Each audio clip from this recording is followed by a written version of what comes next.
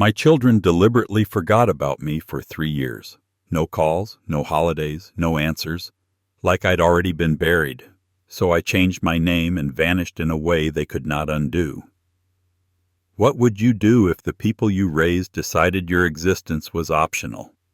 Read this to the end, because the moment they finally remembered me was the moment I made sure they never had access to me again. And when you're done, tell me if you think I was cruel or finally honest. My name is Walter Hayes. I'm 68 years old, a retired union electrician, a widower, and a grandfather of 3. I spent my whole life believing that if you built a family strong enough, it would shelter you when you got old. I was wrong, and the way I found out still turns my stomach. It started the week after my wife Diane died. Not the day she died, not the funeral. Those were loud days, crowded days, full of casseroles and hands on my shoulder and people saying the same sentence like it could patch a hole in my chest. I'm talking about the week after, when the house went quiet and my bed felt like a crime scene. Diane had been gone for 7 days and the last of the flowers had started to rot in the vase, and I realized I didn't know what to do with my hands in the evenings. I kept walking into rooms like I was looking for something I'd forgotten, but I was looking for her voice. Her perfume. The way she'd shout from the kitchen that the kettle was screaming again because I never listened. I called my kids because that's what people tell you to do. Reach out. Lean on family. My son Jason answered on the 4th ring, out of breath like I'd interrupted something important. Dad, everything okay? That was the first time I noticed the tone. Not concern, not love, an obligation that wanted to be brief. I just wanted to hear your voice, I said. I'm not sleeping much. Yeah, he said, and I heard a muffled laugh behind him. Listen, we're kind of in the middle of dinner. Emily's parents came over. Can I call you tomorrow? Tomorrow never came. My daughter, Lauren, didn't answer at all. I left a voicemail, the kind you leave when you don't want to sound pathetic, but you are.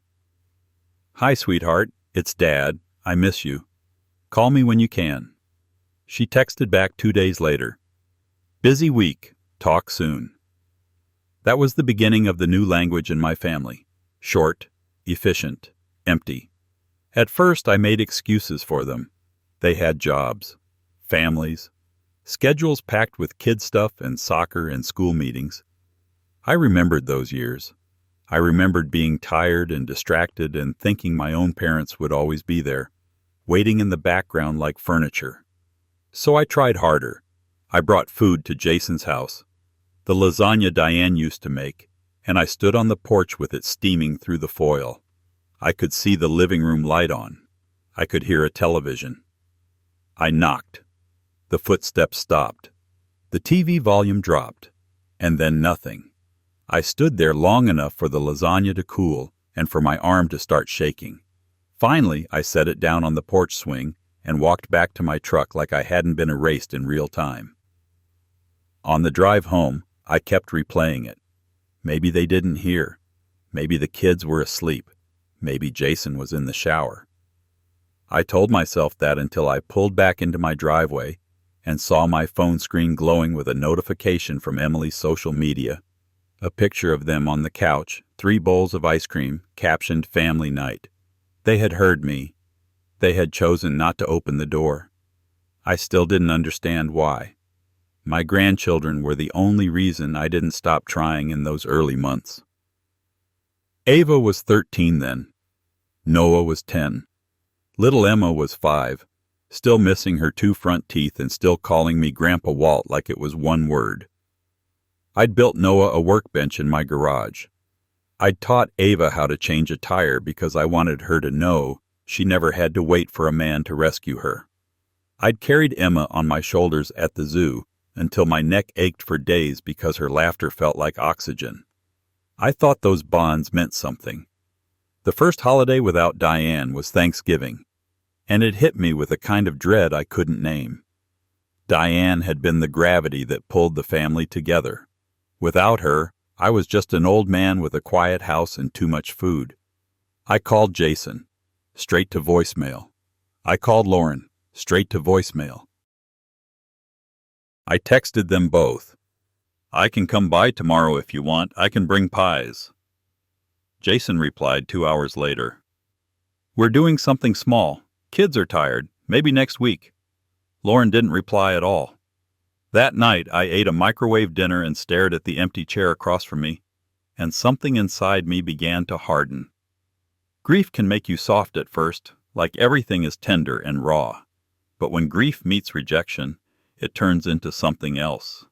It turns into a lesson. Christmas was worse. I didn't even ask to be invited. I asked what time I could drop off gifts.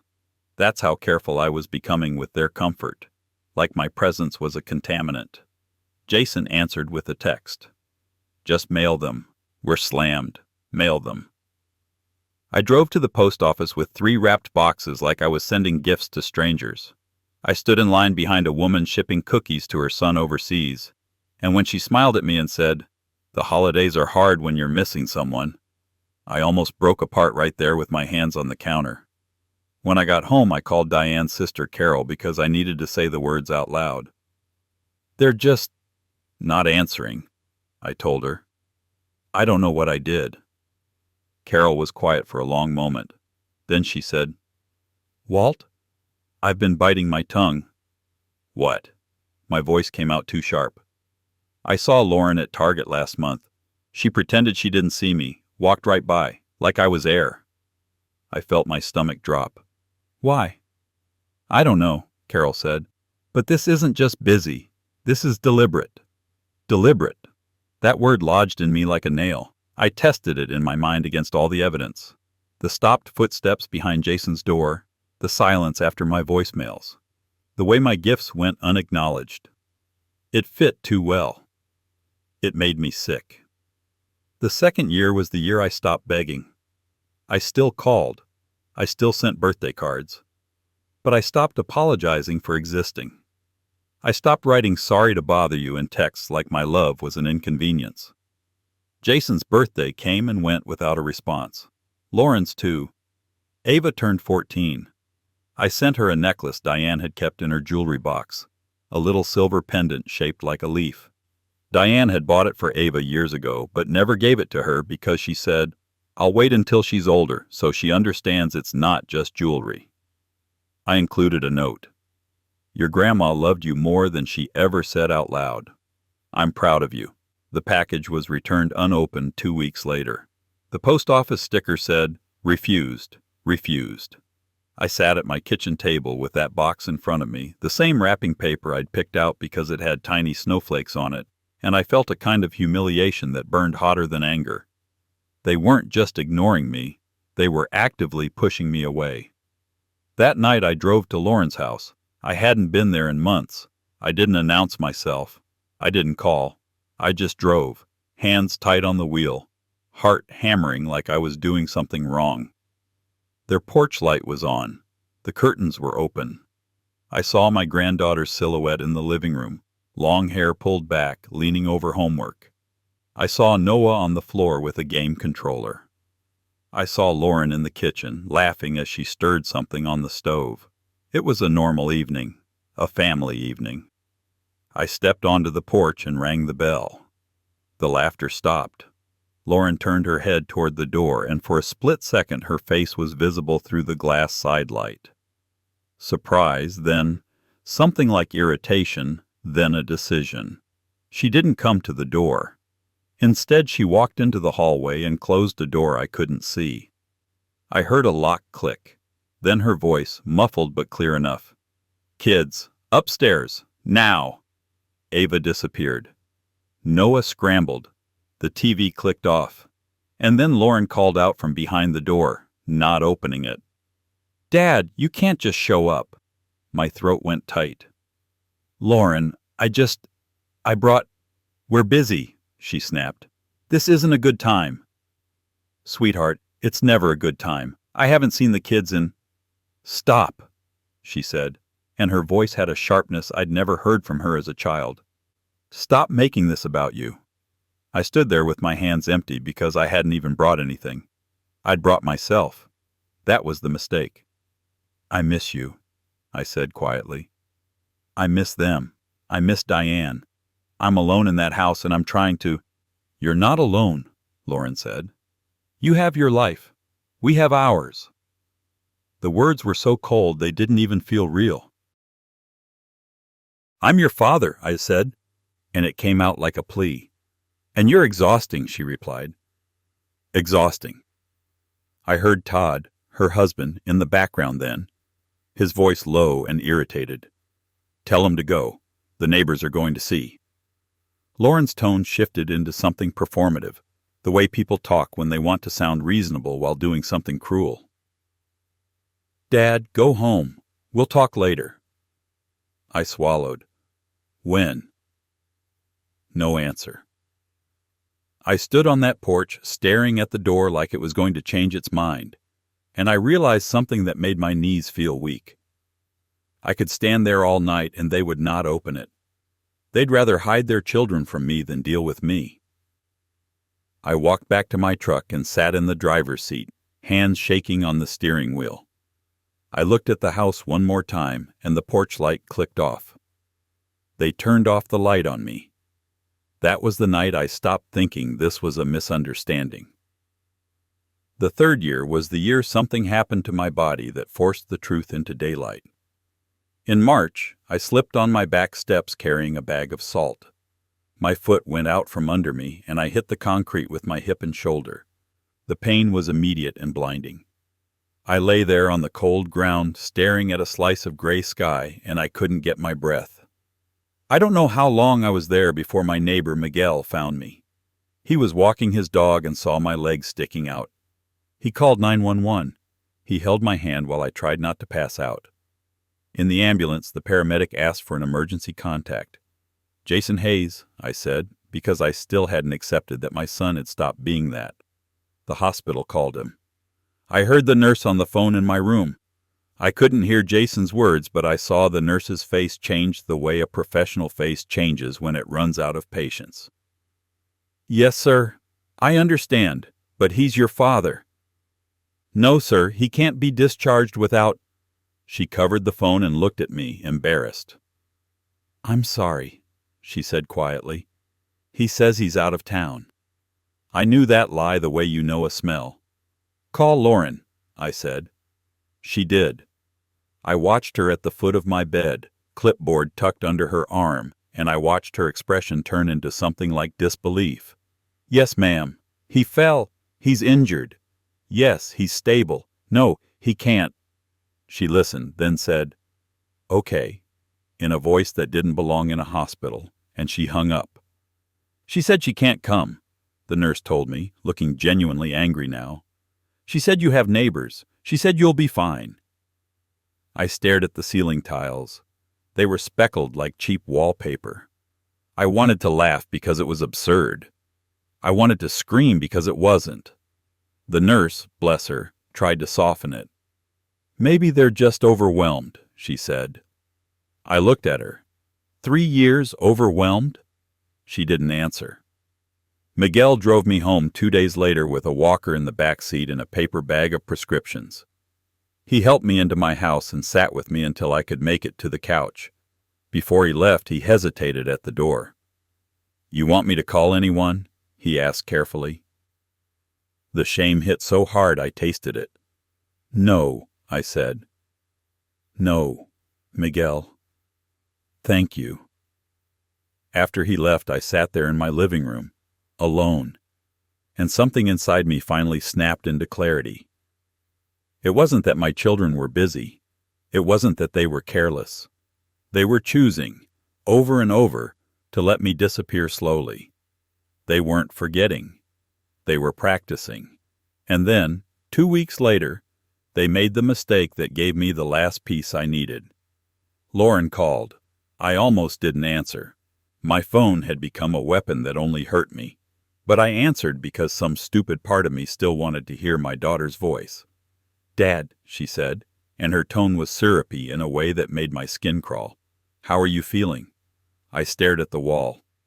Why are you calling? A pause. Then, we've been worried. That word, we. like they were a group making decisions. "I'm fine," I said. "Good," she replied too quickly. "Listen, Todd and I have been talking, and we think it might be time to consider options." "Options," I repeated. "Like assisted living," she said, as if she was suggesting a vacation. My grip tightened on the phone. "No." "Dad, no," I said again louder. She exhaled in an exaggerated way. "You fell. You scared everyone." "No one came," I said. She went quiet. Then she tried another angle. "It's not safe for you alone." "My house is paid off," I said. "I know every board in it." "It's still too much," she insisted. "We could sell it. Use the money to get you into a nice place." I felt ice spread through my chest. "Use the money." "It would cover your care," she said, but her voice was too smooth, too practiced. "And it would help us too, honestly. Ava's college is coming up and—" There it was. The honest part. Not me. Them. "I'm not selling my house," I said. She sighed again, irritated now that the performance wasn't working. "Fine. Think about it. We'll talk soon." She hung up. But she didn't hang up completely. I heard a rustle, then Todd's voice, clear as day, not muffled at all. "Did he bite?" Todd asked. "No," Lauren snapped. "He's being stubborn." Todd laughed, low and contemptuous. "He's old. He'll fold, or he'll fall again, and then we'll have leverage." Lauren made a sound like she was chewing on anger. "Jason is useless. He won't help push him." "Jason doesn't have to," Todd said. "We just need Dad's house. Once it's sold, we split it between Care and the kid's future. He doesn't need to know the details." Lauren's voice dropped, and it was the most chilling thing I've ever heard from my own child. "He's not going to be around much longer anyway." Silence followed, except for the faint sound of them moving, like they were walking away from the phone. I sat perfectly still, phone pressed to my ear, and my whole body went cold. Not metaphorically. My fingers went numb. My mouth tasted metallic. They had been discussing my life like a liquidation.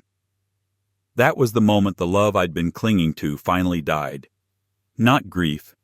Not sadness. Something cleaner. Decision. I didn't confront them. I didn't call back. I didn't scream.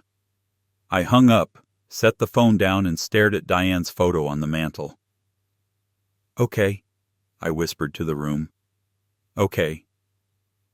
That night I opened the fireproof box in my closet and took out every deed, every account statement, every insurance policy, every document that proved what I owned. I spread them across my dining table like I was preparing for war, because I was. I didn't want to win by humiliating them in court. I didn't want a screaming family fight that would poison my grandchildren's lives more than it already had.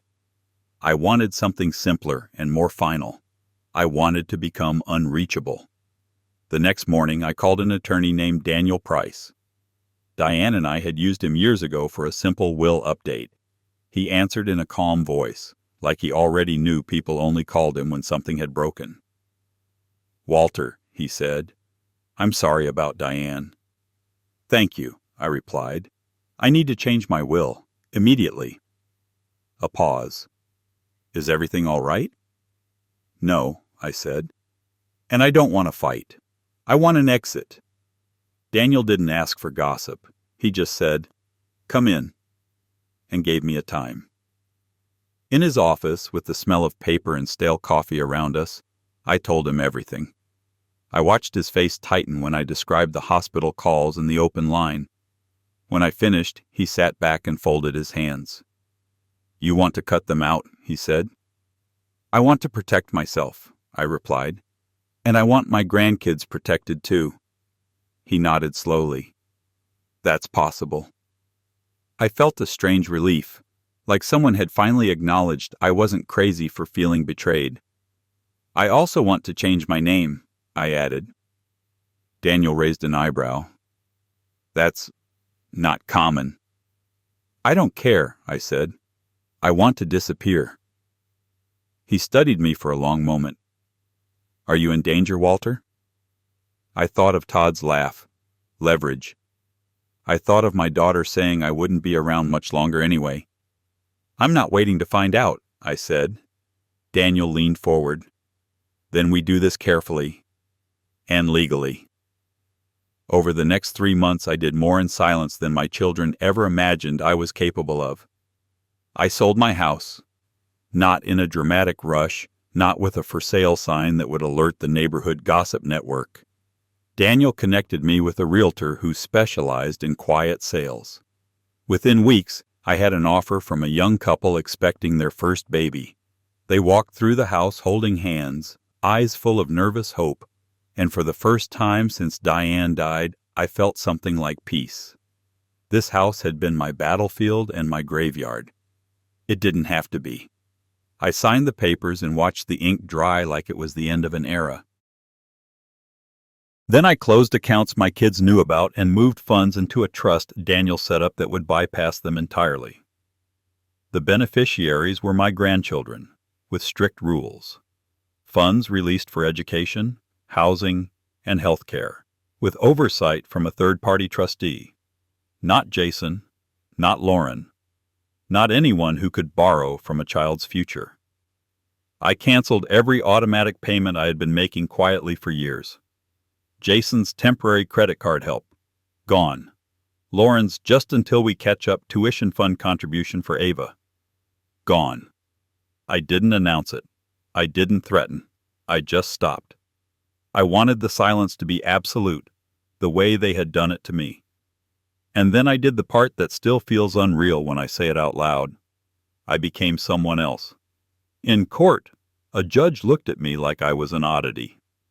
Name changes usually happen for marriage, divorce, personal preference, not for a 68-year-old grandfather trying to vanish from his own children. The judge asked, "Reason for the request?" I could have lied. I could have made it simple, but I was tired of being polite about my own pain. My family has decided I don't exist, I said. I'm making it official. The judge's eyes narrowed, then softened in a way I didn't expect. Any intent to defraud? He asked. No, I said. The opposite. The gavel came down. Walter Hayes stopped existing on paper. I walked out of that courthouse with a new name and a strange calm in my chest, like I had finally taken my life back from people who treated it like a resource. I chose the name carefully. Not something flashy, not something that screamed reinvention, something that felt like Diane. I became Walter Bennett, taking her maiden name. It felt like carrying her with me, not as a ghost, but as a promise. I would not let them dismantle what we built. I bought a small home 2 states away in a coastal town where nobody knew my history. A plain house with a fenced yard and a workshop shed out back. I paid in full. No mortgage, no paper trail tied to the old address. I got a new phone number. I deleted old email accounts. I shut down the social media profile my kids had stopped interacting with years ago anyway. I left no forwarding address with the post office that would lead them to me. Daniel became my gate. Any mail sent to my old name would be collected through him, filtered, handled. When moving day came, I packed what mattered and left what didn't. I took Diane's wedding ring and put it on a chain around my neck. I took my tools. I took photo albums that included my grandchildren before they grew distant, because I refused to let my children rewrite my memories. I left behind the rest. And on the kitchen counter of that empty house, I left a single envelope addressed to Jason and Lauren.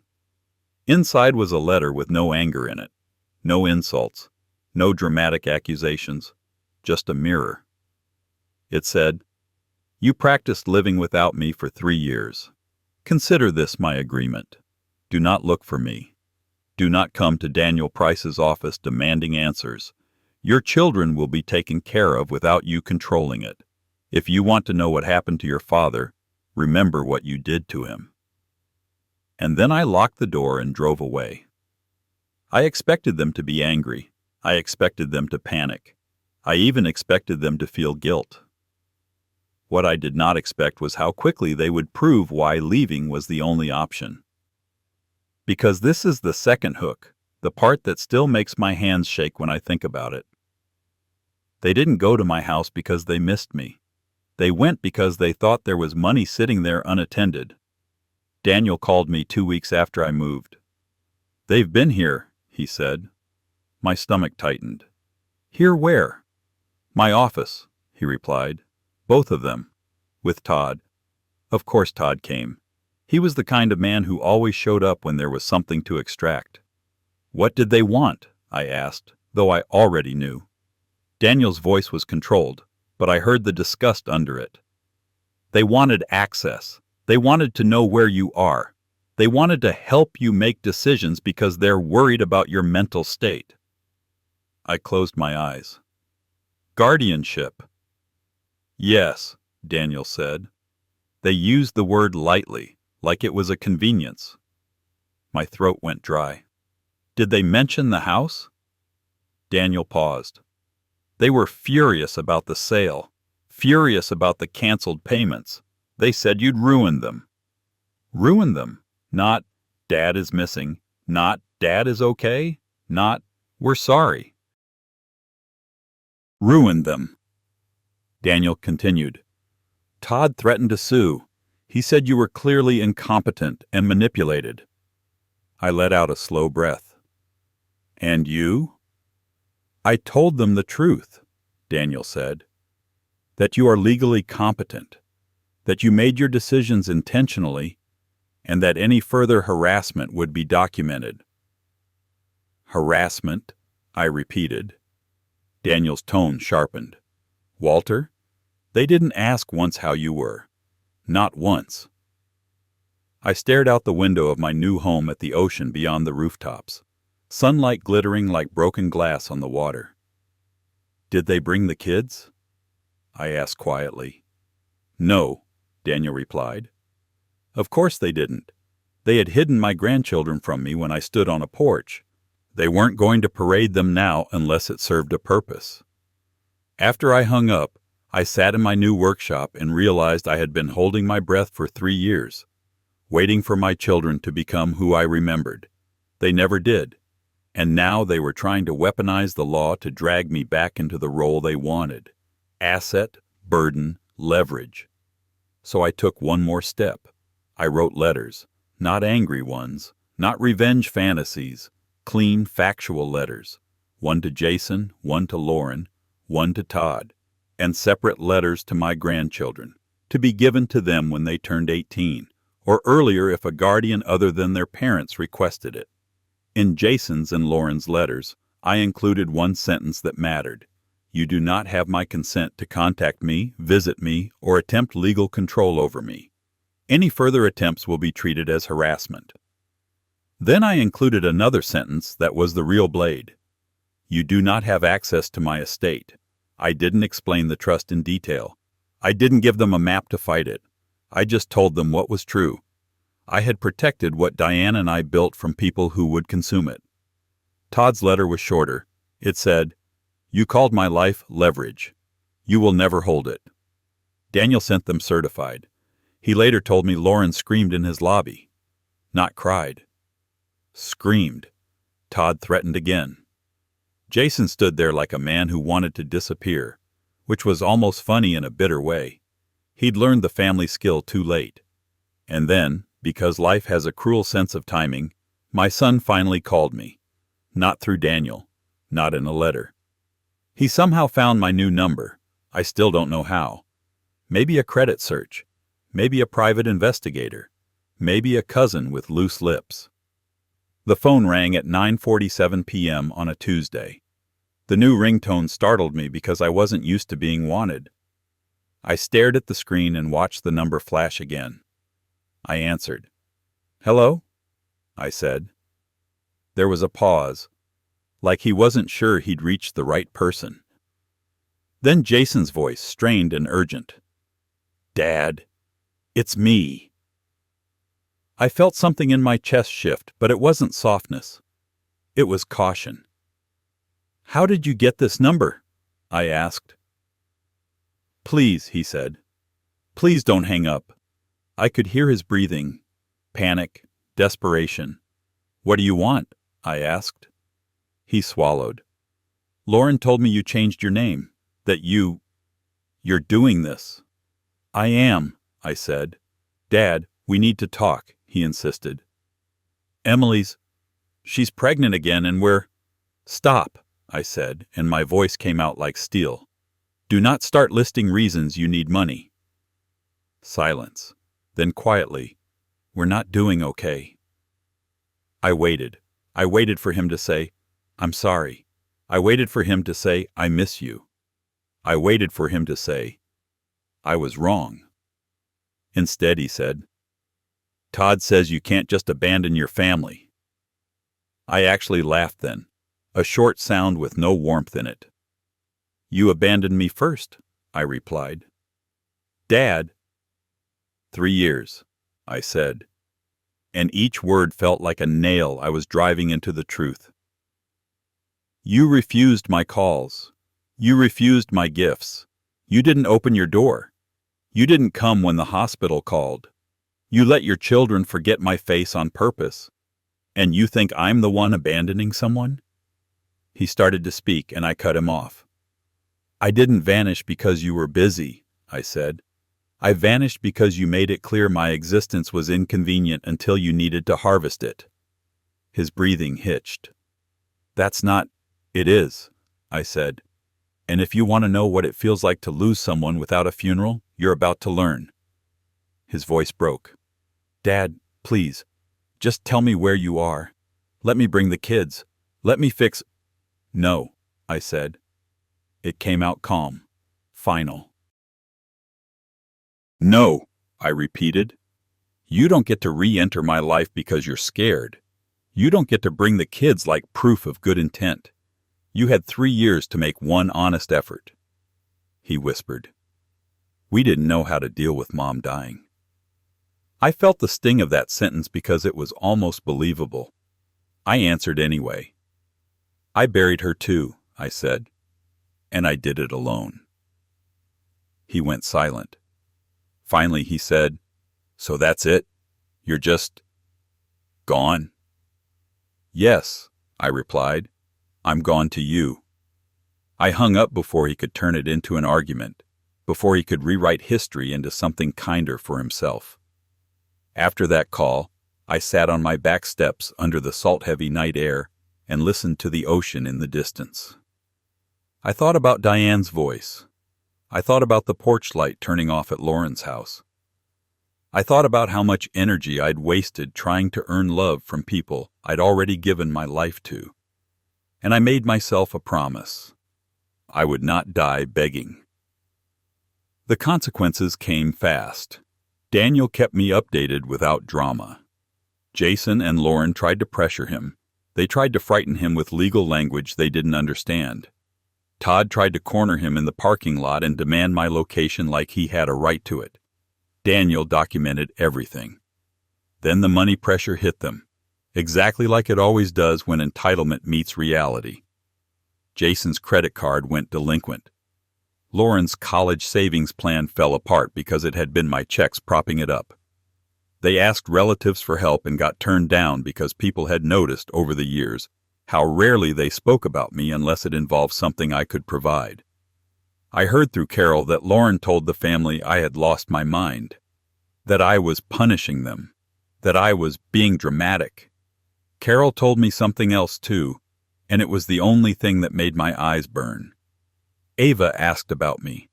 Not Todd, not Lauren. Ava. She asked at dinner one night, "Why don't we see Grandpa Walt anymore?" Lauren apparently said, "He's taking space." Ava replied, "From us?" Lauren got angry.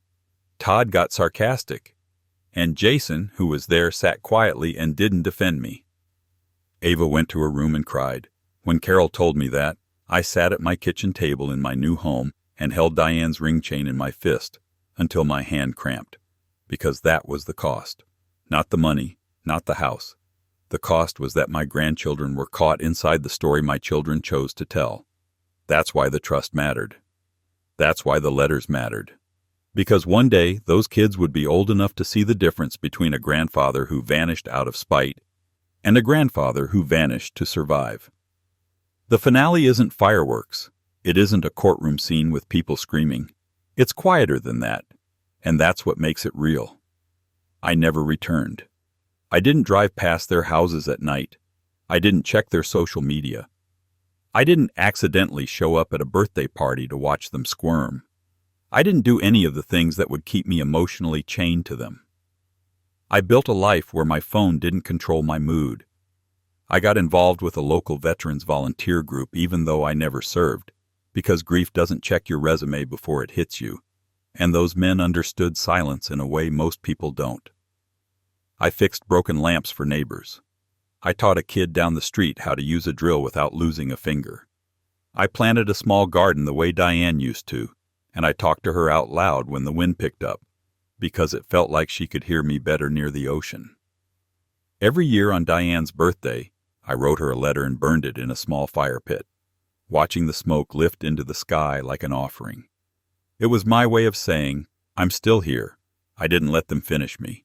And when my 70th birthday came, Daniel called to tell me something that finally sealed the whole story. They stopped, he said. Stopped what? I asked. Trying, he replied. No more threats, no more demands, no more visits. I felt a strange emptiness, then relief. So they forgot again. Daniel was quiet.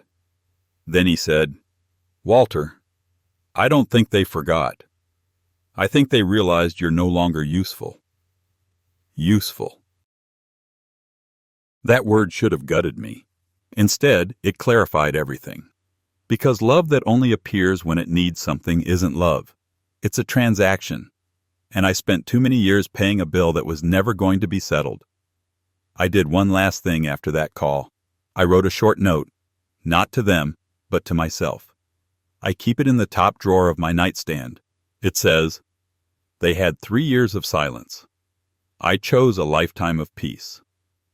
So here's my question to you, because you're the one I'm asking to judge me now. If your children deliberately erased you for 3 years, then tried to remember you only when your money and your house were involved, would you have returned? Or would you have done what I did, changed your name, and made sure the people who treated you like a burden never had the chance to hold you again? My grandpa's words really happened. I believe him. If you want more true tales like this, hit subscribe.